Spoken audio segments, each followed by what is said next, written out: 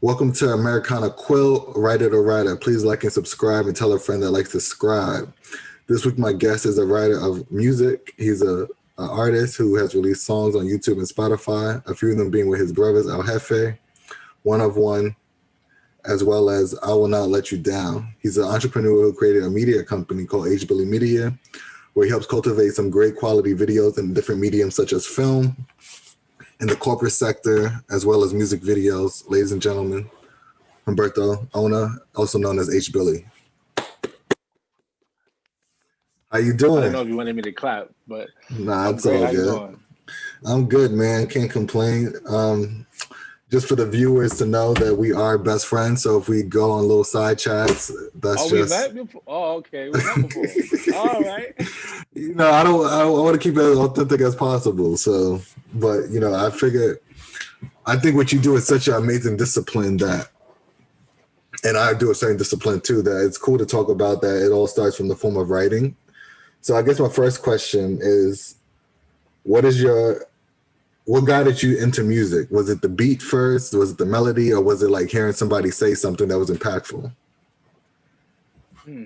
Well, for me, I was my first, recollection of like noticing music because as a kid, it's like a certain age kicks in where it's like now you start realizing what's happening around you. For me, I want to say that was like I was like 8 or 9, and it was Spanish music, and definitely like the music. It was like certain songs that would come on. And it's like because my father's friends were usually around because he ran a store, so we would be in the store, and it was one of those like Spanish bodegas, like the Yeah. music is on and everything. So it was certain songs I always noticed people were like as soon as it turned on, they would come alive. And that's when I Mm. realized, even though I couldn't even understand really what was being said, that the words were important, the rhythm was important, because you would just hear all the ladies like top of their lungs screaming out these certain lines. That's when you realize, like, all right, there's something that's being said there that's very important. Even though I can't understand it, I can see the expressions. So it was really the mix of the beat and noticing that words were impacting people, and then I realized it was important, and that's when I got into poetry around 9, and that then led me into making music. But it was really first just the words and with the mix of noticing how music was affecting people. Mm. That's interesting. So when was the first time you felt like you can write something that was impactful for people? I was writing stuff, everybody wanted to be whatever they was looking at on 106 Park, Right. so I was writing stuff. I wouldn't really think it was. Obviously, I thought I was the man, right? You think I'm writing the best stuff, and then you get older, you look at those notebooks, you go, "Oh, what was I talking about?" But long story short, it was just I want to say maybe at 14, I realized what I said actually meant something. But before that, I was writing. But it was 14 where I felt like, oh wow, like these words are moving people. And it was a poem that I had written that was in a gallery. Mm. So I guess another question I have is, what guided you into the career? Was it more of your pops like being into music, or was it your mom probably the music she was into? Like, which parent you think you get your music influence from, if there is a parent for you? So is it what guided me, or is it more so which parent? Which guided you, and like is which music, which parent? 'Cause I think every parent has a different music palette. So like, which parent music style kind of guided you, I guess. For me, that's a long winded. I mean, I'm a long winded person, but the way I see what guided me into music was, I just thought they were the coolest people, right? The people who were making music. But then Right. if I think about it in the sense of parents, my father was way more musically inclined. He was actually playing the different instruments, like really percussion based instruments. And it was always around in our house or in his store where there was like almost like these jam sessions. Like people are like grabbing maracas, shakers. They got different bongos and congos and the cowbells. And I basically from him is how I seen it. But really, my mom's music I could understand. It was in Right. English. I wasn't that well spoken in Spanish, still not to this day. So I saw him and I loved the way it looked. But then I heard my mom's music and I could understand the words. And it actually, you know, it meant more hearing it because I could like, make sense of the arc in the song and the story of the song versus my father. I couldn't understand that. All I could tell was the music and how it looked. It's so cool to see the musicians Yeah. playing together and everything. So it's like you got the soul part of your pops listening to his music, and then like understanding the beats of Immeasurable Words from kind of your mom's music when that was being played. Yeah, Almost. they kind of both overlapped. It was kind of like literally both things happened from both, but it Right. was really the words on my mom's side because my mom played music less, but when she Mm. played it, I understood it more, That's like my and that's household where too. My dad's music was playing more than my mom would ever play. But if there was a jam that she liked from my pops, she'll sing it to the point where she'll have no tune and everything. Like it didn't matter if she knew the song. same Like thing. I think men have that control of the remote, like the control of the remote, and it's like that kind of goes with everything. Like music, yeah, TV is like they just control the speaker or whatever's going on. right. Let me see. I have a few other questions, but I guess so. What is your writing process? Since this is basically about writer to writer and in your form of writing, what's your writing process? Well, it varies, right? Because I have times where I'll write things and it'll just like lines or messages pop in my head, or even subject matter where I want to just write it. No beat, nothing, no flow, no idea where this will go, or if anybody will ever even hear it. So I just want to get it out. And that happens a lot of the time. And for the music that actually gets released, I never write like that. It's always to a beat. If it doesn't have a beat already, it probably will never be heard. So poetry based things never makes it out. It kind of just helps me sharpen my sword. And then, but for me, if I'm writing, well, the music is what comes out. So when I'm writing the music, it's always beat first. Then I usually need a concept, something to, keep me in the lines because it's almost like being too open and too free. There's too many options for me. And the Right. way my brain works, there's too many options. So it's almost like analysis paralysis. It's like I got too much to think about, so I won't write anything. I need Right. to know, like, what are we talking about? Is there a story here? And then that helps me write. You think that deals with your zodiac sign? Because I was just out of boredom. Like air signs is Aquarius, Gemini, and Libra, and like those Mm-hmm. signs, I feel like you have so many thoughts going through your mind in a day. It's like you got to find one to focus on if you're going to be a creative and like figure out what you really want to talk about. Is that? Do you think it just plays with your natural personality? I guess is what I'm asking you. Yeah, I don't know so much about zodiac and Me astrology, neither. but if you're saying it, I believe it because it sounds like me. Yeah. I'm one of those people I kind of analyze everything, and if I'm starting a new endeavor, I kind of like to see the finish line before I even take the first step. Doesn't mean I need to know everything that's going to take place, but I like to have an end goal in mind. I like to know where I'm going, and then I could like start moving towards it.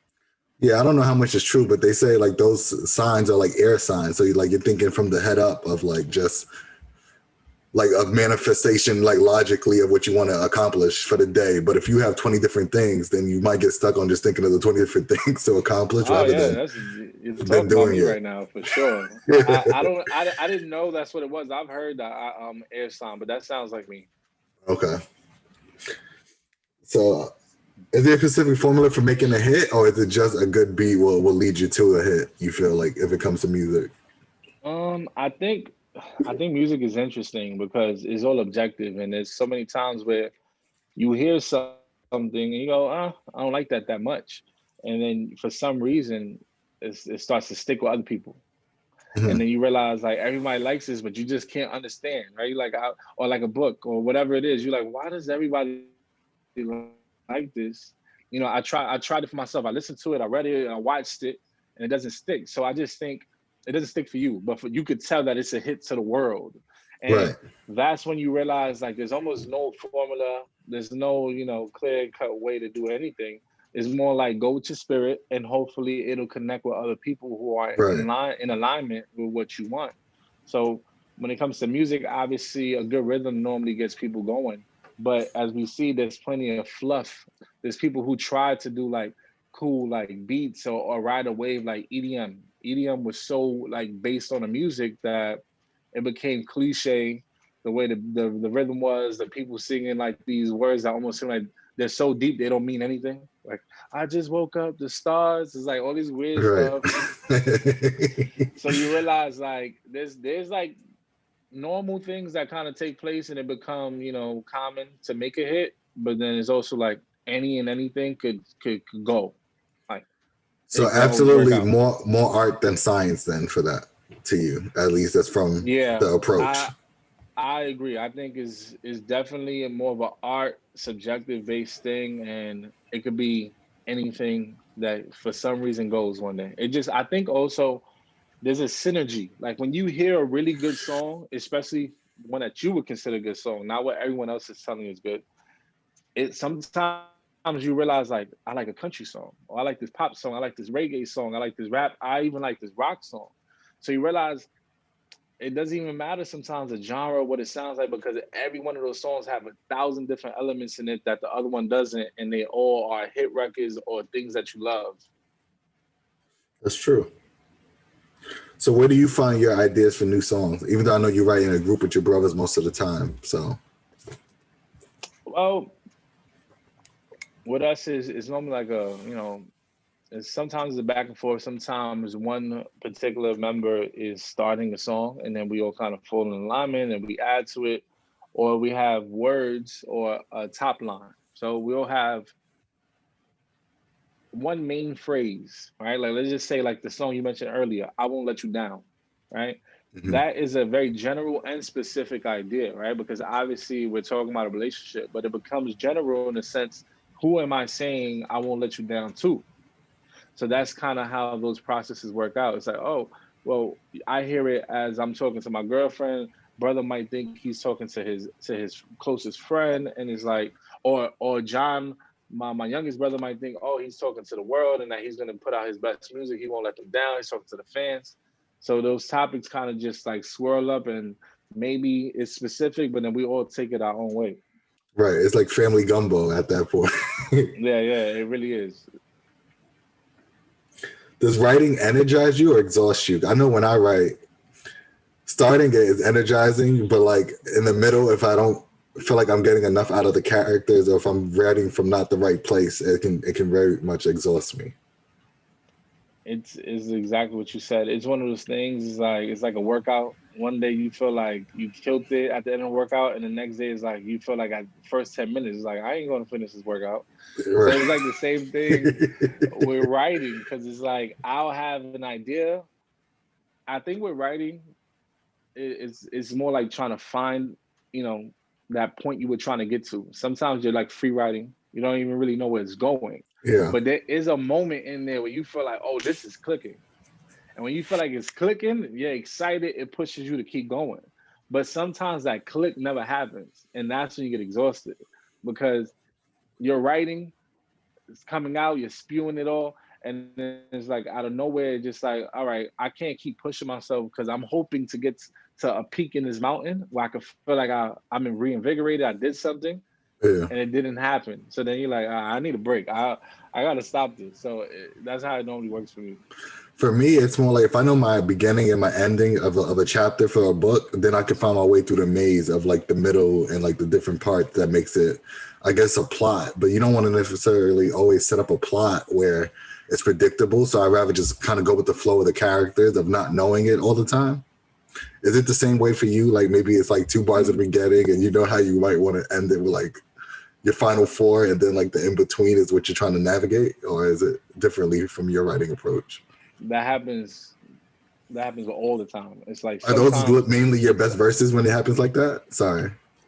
it's both. Sometimes I'll write with no idea what I'm gonna write and it comes together. Sometimes it's like, all right, this is the message and I'm gonna stick in this. I'm gonna find 15 lines, or well, obviously 16 if it's bars, 16 lines that go with this message so well. So then that helps you work backwards. Like, how do I go into this message with Yeah. 16 lines that lead up to like a really good crescendo?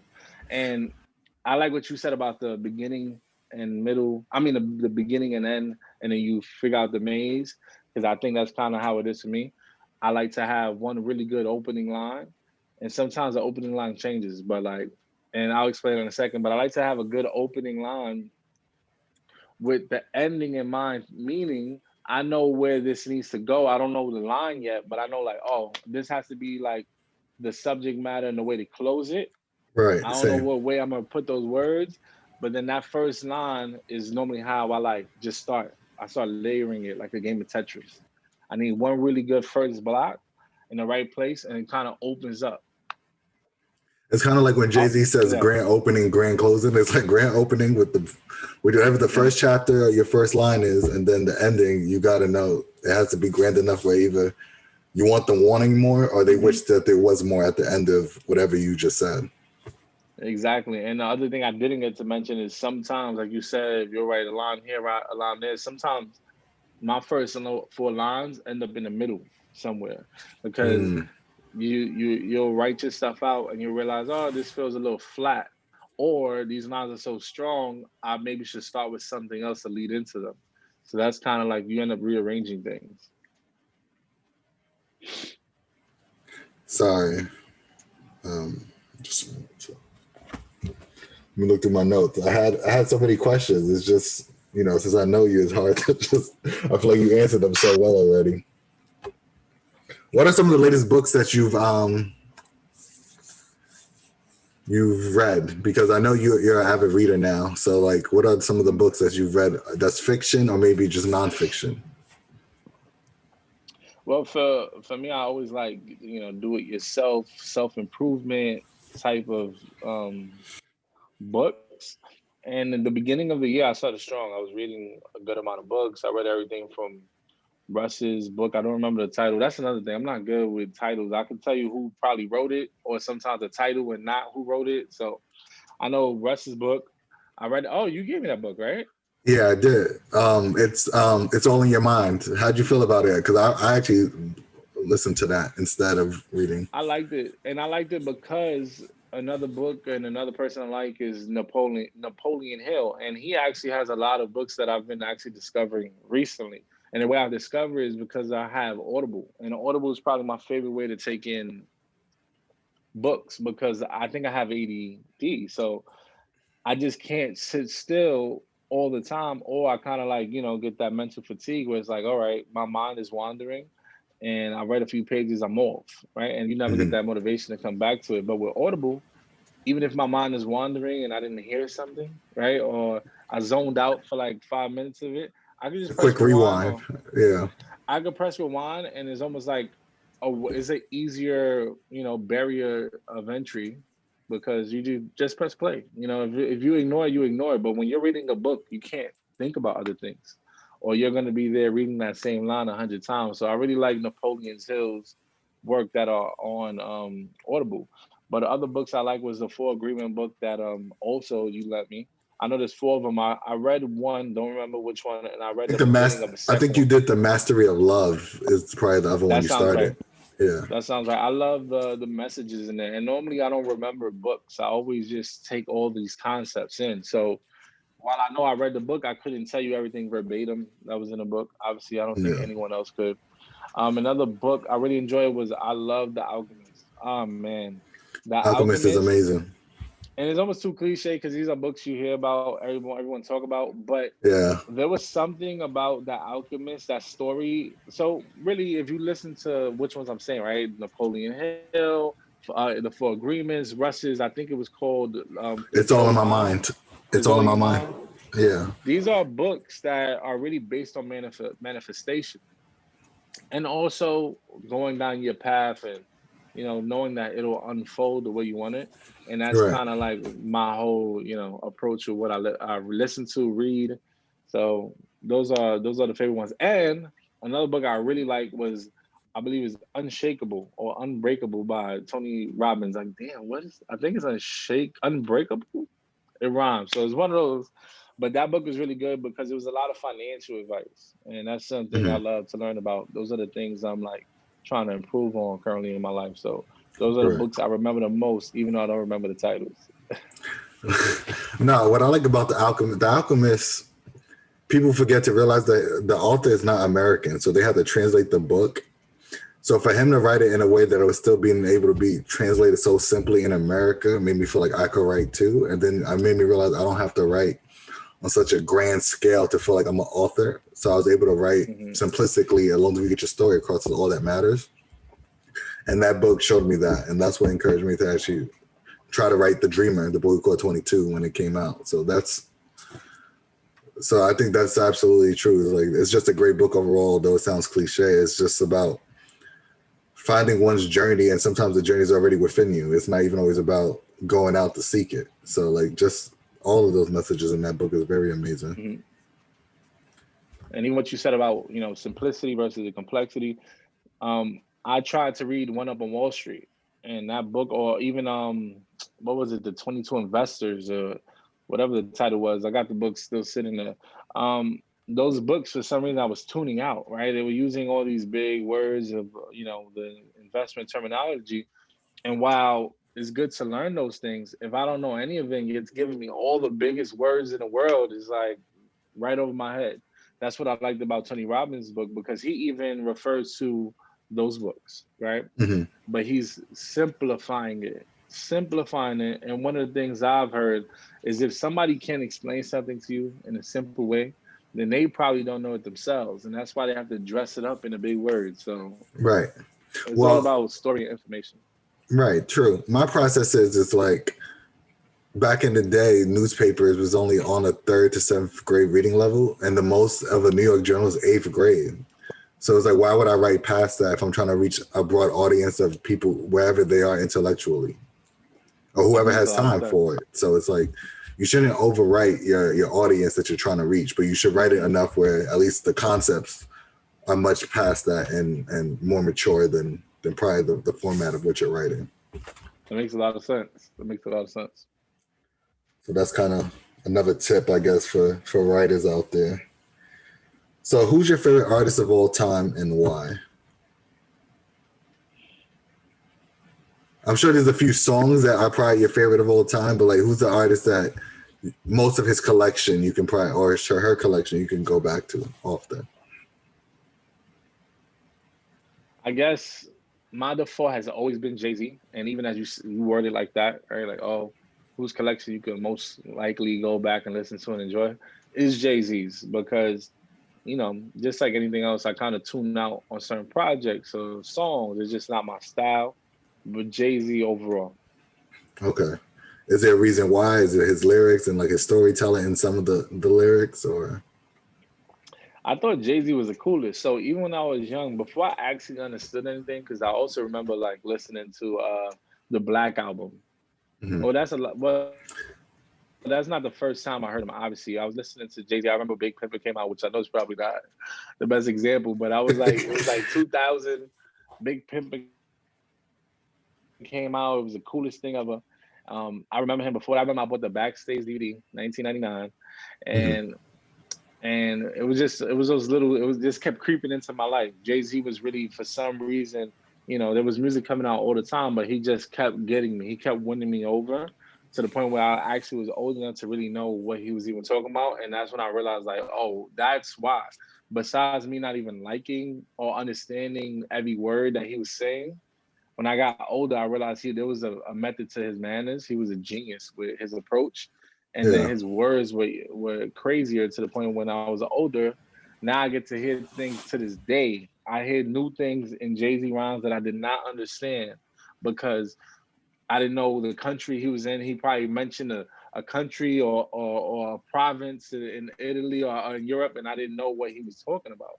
So as I Right. get older, I hear it better. No, that makes sense. And the reason probably why the Black Album was because we were like 14. So that's the age where you're probably listening to music while you're walking to school more often and things like that. So it makes sense of why that would probably be like one of the albums you remember most of you listening to often, for sure. Yeah, no. The reason I brought that one up is because I remember buying that album and I remember skimming through it quickly because I was like, oh, what is this? This sucks. This like I was looking for like those first like, quick melodies that the drums knock in like instant. And I was trying to listen to it for like 10 seconds. Next one, Like that's not my vibe.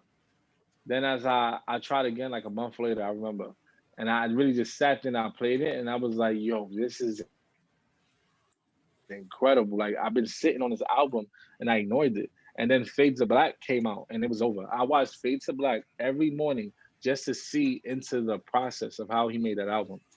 Right. No, that's dope. Every morning.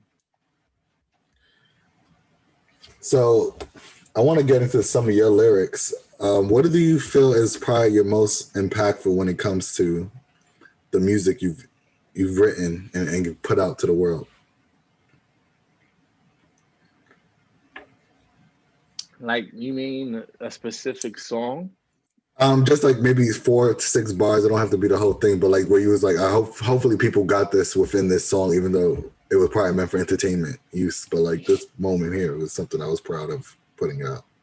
I always have lines that I think are really cool and could be made into, a whole song where it's more in depth. But like I always try to throw nuggets in there because our style isn't Kendrick Lamar and J. Cole all the time. Mhm. But what I definitely remember was a song from like 3 years ago. It was called Straight Grind. It was on a Drake beat. It was actually a freestyle. But I said certain lines in it that was key. So one of them was fit out, make Fit and be the change. same, stand out, make No, fit out, change. stay the same. Stand out, make change, but just understand the game because either way you're insane. So even with that alone, I'm trying to, make sense. Is in a simple way, I'm saying a complex idea of No, of course. you're kind of like you could pick two ways. And even if you want to like, just stay under the radar, be the same as everyone else, or if you want to stand out, if you just want to stand out, either way, it's like there's someone just telling you like you suck for it, right? It's like Right. you suck if you just you play it safe, and you suck if you're doing something that they don't understand.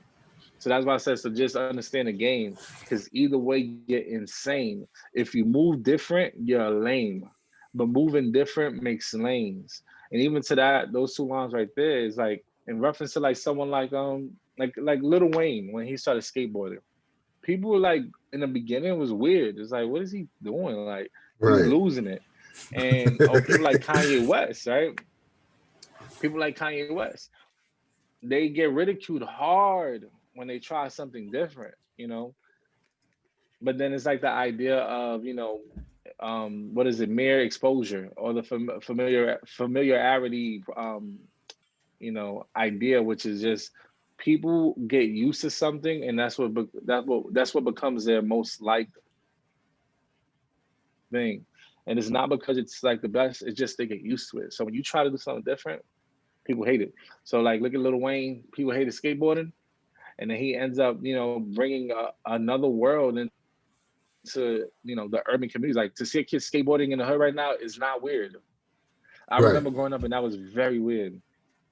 So This is just true. understanding again. So if you move different, you a lane, but moving different makes lanes. At first, they all hate change until the change makes change.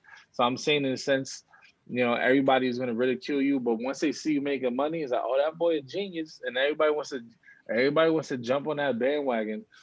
They can't see the vision sometimes until it's carried out, until it's Yeah. a completed storyline. I don't know if did I say anything else after that.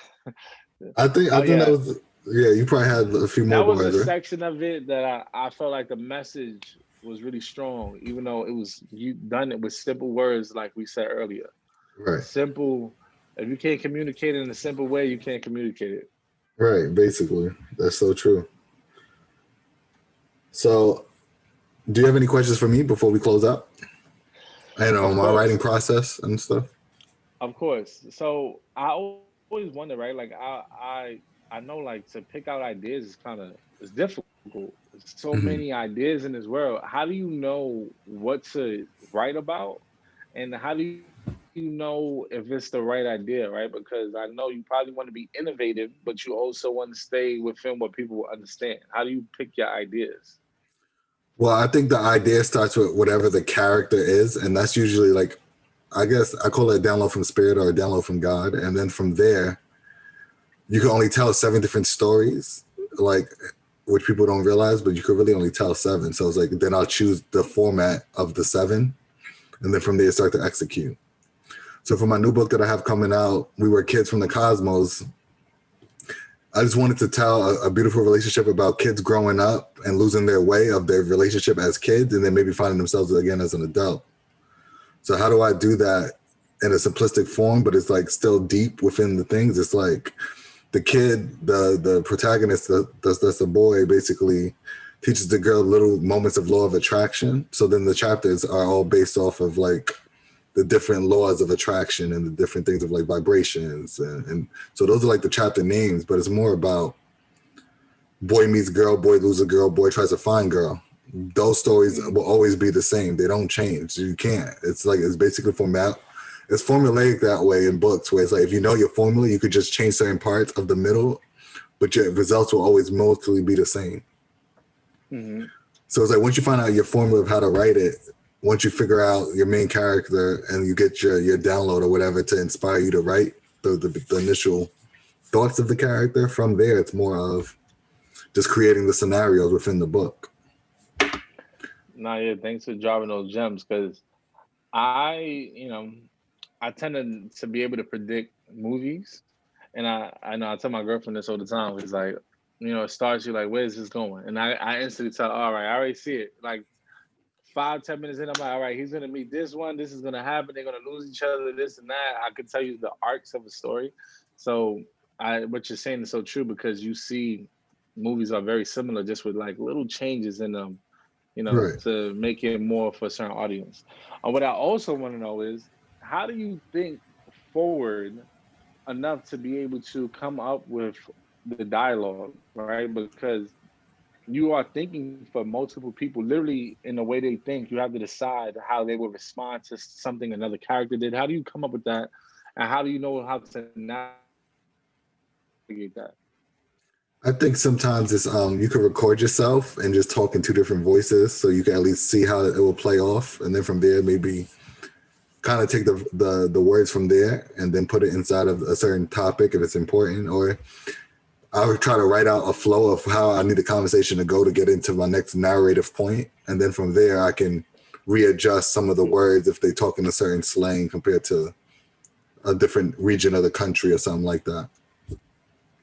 And since I do screenwriting, it's kind of like, so you kind of just play off both. So you'll think of like, all right, this chapter I have to, they have to have a fight somehow, because the arc of the story is that they're gonna like separate and then realize that they need each other again, right? Let's just say that's the scenario. Is that normally how you think of a chapter and then you dialogue it out?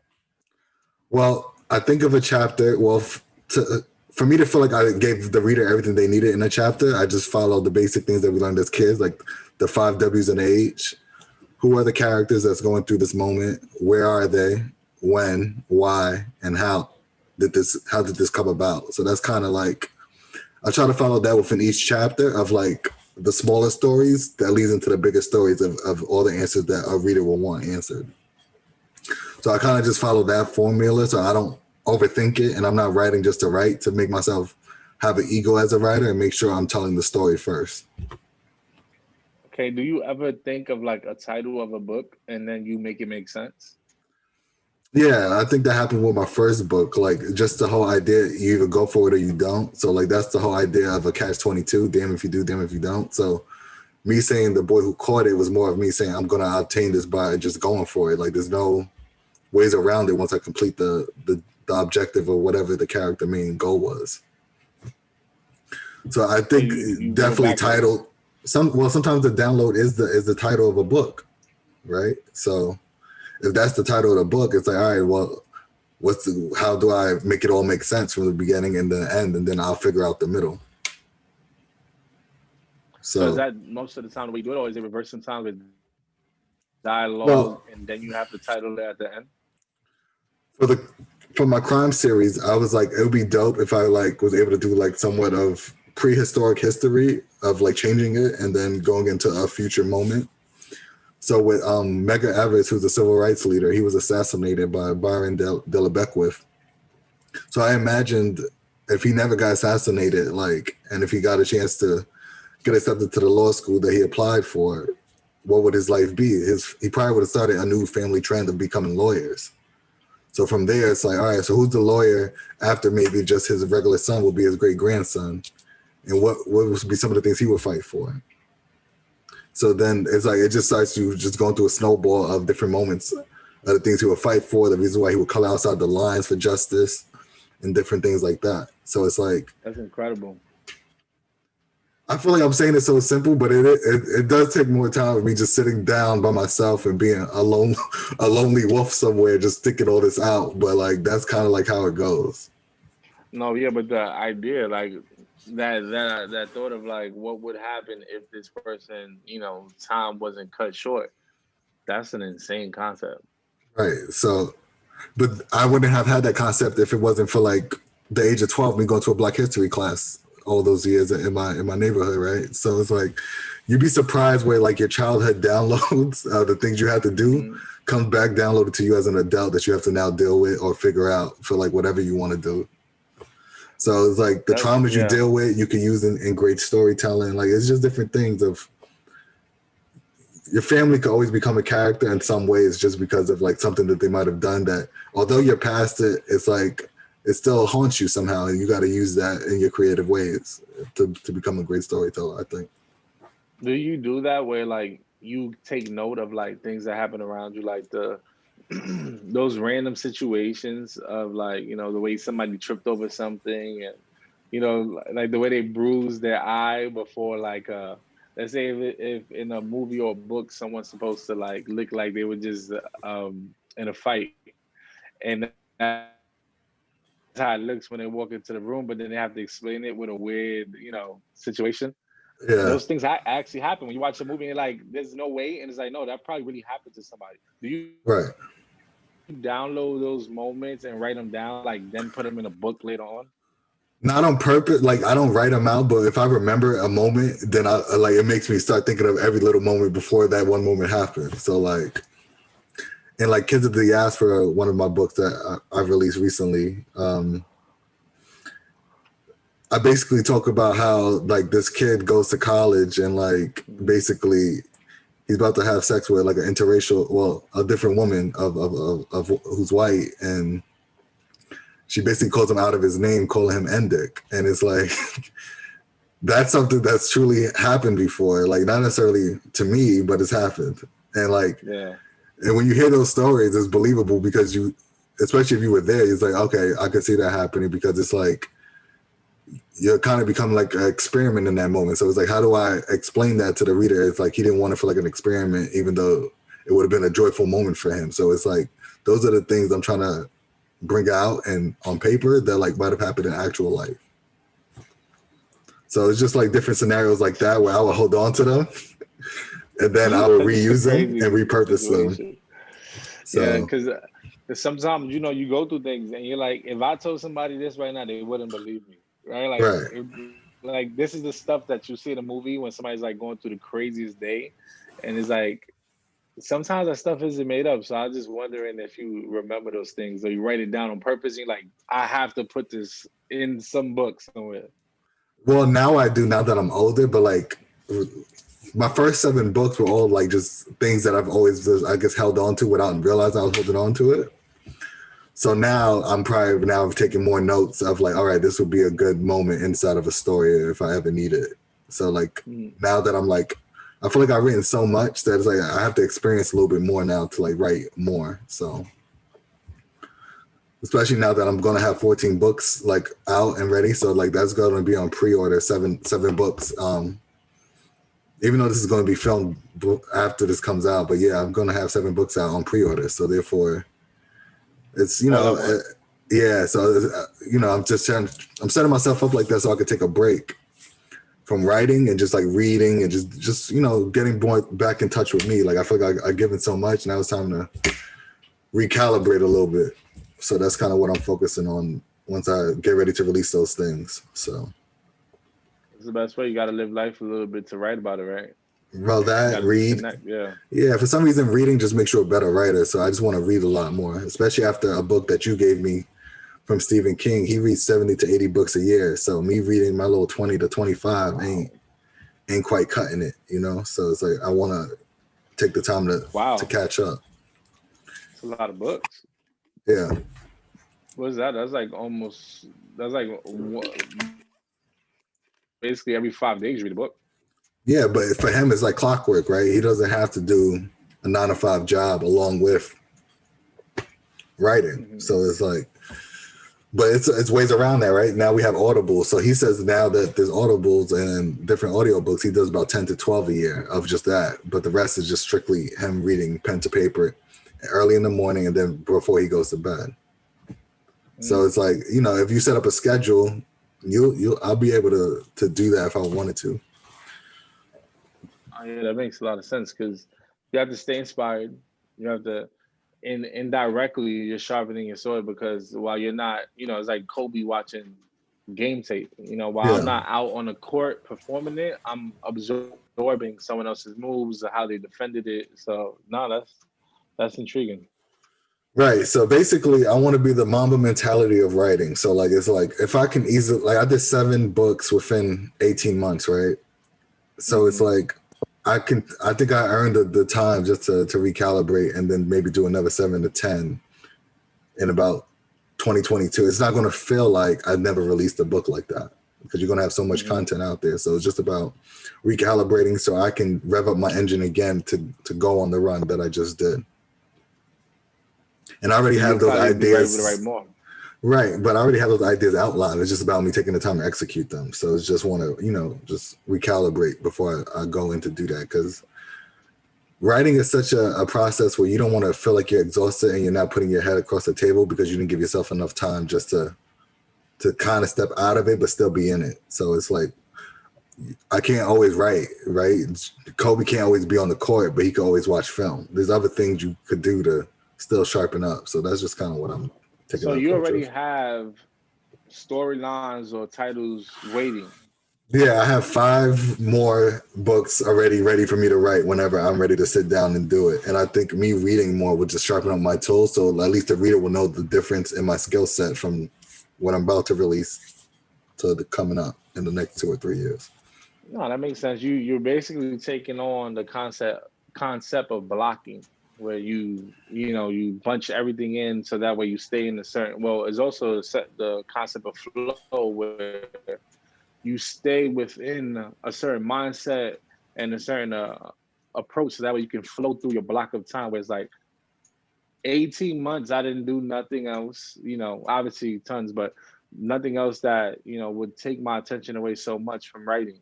So you were Right. able to really reach a certain level of performance that you wouldn't have if you only wrote a book once per year, took breaks, and it would throw you off.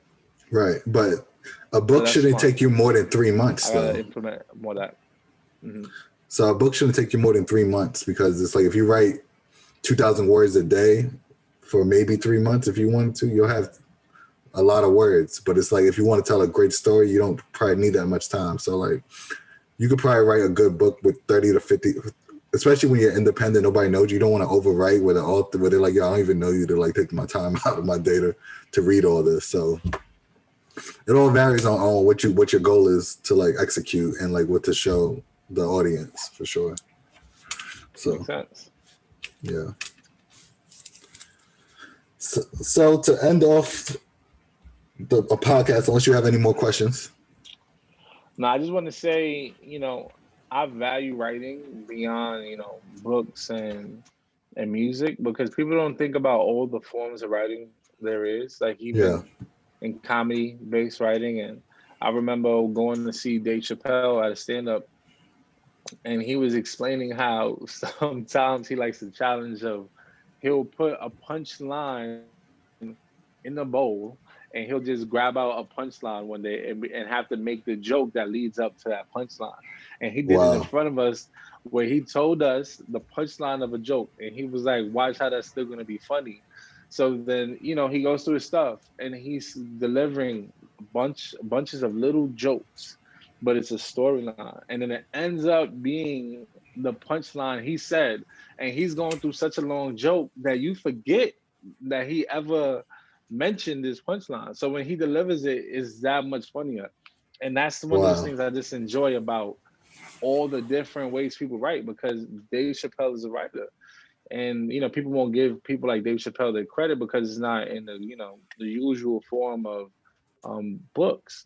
Even when it comes to rap, people don't really give people like J. Cole, Jay-Z their credit because they don't consider it authorship, but they are No, right. writing. But that's They why I are wanted writing. to have you on and certain music artists on, because some lyrics are very potent that I think sometimes the beat will overmask what's actually being said of what they were really feeling at the time. I say it all the time because when it comes to rap, people have like the preconceived notion of like what these guys are about, what they speak about, what they represent. But if you really just take your feelings out of it, and if there are professors who study rap, because within rap, the similes, the onomatopoeia, the embellishments, the way, like there's so much like pushed into short form content where these guys are like writing the deepest, like what people like about soliloquies and or what's the haikus, and there's so many various ways of writing styles. Rappers have to put that in a 2 minute, a 3 minute song, and they have to bring you across the whole journey where sometimes it's harder to condense so much information Right. into a little song, and they do it where every word is valuable. And if you change one word in a sentence, it'll throw off everything I just said. So I have to Right. nail in every word. So that's one of those things I love about rap, and it's cool that people are studying it. Shout out to you for actually caring about rap and understanding the importance of the writing that they bring to the table. No, well, thank you for even, being a guest and being able to do this. I greatly appreciate it. So quote of the week My is from pleasure. Ray Charles, and it says, "I never wanted to be famous. I only wanted to be great." And I think that's something that all creatives, especially in the writing space, need to focus on. It's not about the fame. The fame will come naturally if you're great at your art. So that's something that I'm aspiring to not care about the recognition of people as long as they retrieve what I'm trying to give out there into the world. Yeah. And lyrics of the week will be from my dear friend and my guest today, H.Billi. I want to say this is the song you released when you were 30. The title is... I'm still 30. Don't push it out there like if I'm 40 now. I'm still 30. That's true. You want to tell the You people the mean name of the song yeah, before I read the lyrics? yeah, so it was a song I released on my birthday, my 30th birthday, and I did like a video because I also create videos. So, and I also mix and master music. So the week And you leading make up your own to 30, beats.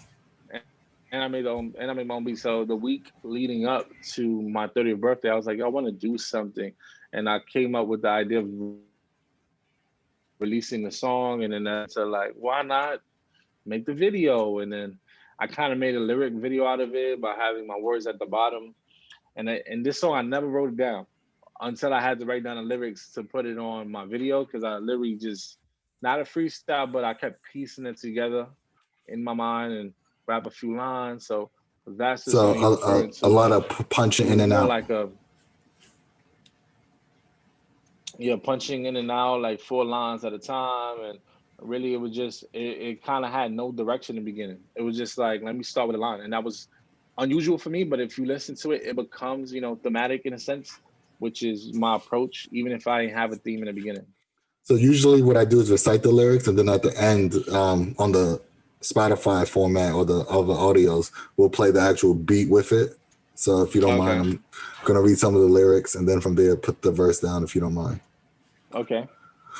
We ain't friends if I never hit the bank with ya. I've been picking up these bags like I hate litter. Too many goals, couldn't count them on my 10 fingers, non-figures, but that's something that you ain't figured. No sitter, ain't nobody came around to play with ya. In my own lane, I ain't here to race with ya. Do you want to read it? Because it's your song and you're actually here. So if you want to continue. The flow's so alive that I became a grave digger. For any rapper trying to step inside my way, kill 'em. Wasn't riding in the hoop, you can't sit in the Wraith with us. Ironic how with words, all I do is paint pictures. Wait until you old enough to see your friends switch up. Wasn't trying to buy a bull, so I had to say scriptures. Amen. God bless. Couldn't stay abreast with me, got it off of my chest. Had the ex fakes really tell me why I stressed. They was catching Z's on me, so I end the alphabet. Don't be trying to write letters. You ain't gotta say jack. I was stabbed in the back. Now y'all want to give pats. This ain't Wheel of Fortune. My will I force it. Cause my truth I live it. Is real I talk it. We just work like intern and live like bosses. Celebrate all my wins, reveal my losses. Cause there's kids out there studying my every move. If I don't show that I fell, then they think I never do. I'd rather be the one. Doesn't mean I'm never two. Set the fail if you copy, but there ain't a better you. That's how you grew. Don't be scared to ever lose. When you coming from the bottom, then the top's a better view. Ain't nothing new, just let them watch. They rather watch us on the news. They hate and call us animals. They want us locked up like a zoo. They gentrify the hood, but we not about to move. We just buying property. We play Monopoly with you. And my father came from Cuba. Fidel locked him over views. He could never go back. That's how the fam I never knew. And when my sister said she pregnant, I was scared what she'll go through. Now we feeling super blessed to know the family finally grew. Won't let my niece grow up alone, so I'm gonna give a cousin soon. We was in our old slump, now we feeling all renewed. We had to give up pain, we too busy loving you. Our family finally peaceful and it's all because of you. That was pretty long. It was, but I don't care. That was like some very amazing lyrics where I used to listen to that like for like a whole month straight with like no hesitation. Just not only because I know you, but like I think the lyrics it just holds true for anybody that's ever been through something. So Yeah, I want to thank you for it's just taking the like time to even want to write that because I know those moments like that is very personable and it's hard for me even in my books when some of it's nonfiction that's becoming fiction just to even want to put it down because I don't want no one to feel a type of way that I genuinely care about. So, thank you. so I want to say thank you again to H.Billi and this is Writer to a Writer. Y'all have a good day.